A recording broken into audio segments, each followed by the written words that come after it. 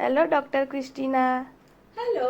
Happy Ganesh Chaturthi. Happy Ganesh Chaturthi. આજે આપણે common physiotherapy myths પર ક્વેશ્ચન કરીશું. Are you ready? યસ. ફિઝિયોથેરાપીમાં ફક્ત એક્સરસાઇઝ જ હોય છે? ના, અમે ડિફરન્ટ ટેકનિક યુઝ કરીએ છીએ જેનાથી પેશન્ટને જલ્દી ફરક પડે છે. આરામથી વધારે ફાસ્ટ રિકવરી થાય છે?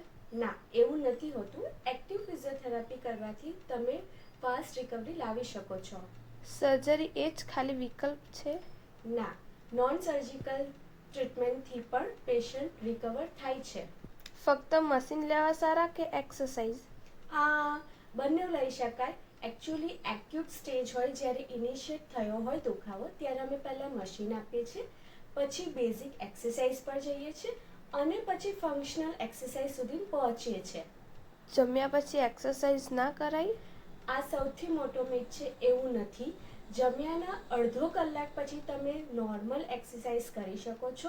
અને હા, એરોબિક્સ કે એવી હેવી એક્સરસાઇઝ તમારે કરવી હોય તો જમ્યાના 1.5 કલાક પછી તમે એક્સરસાઇઝ કરી શકો છો. આઈ હોપ આ ક્વેશ્ચનથી વધારે ડાઉટ ક્લિયર થશે. Yes. Thank you. Thank you.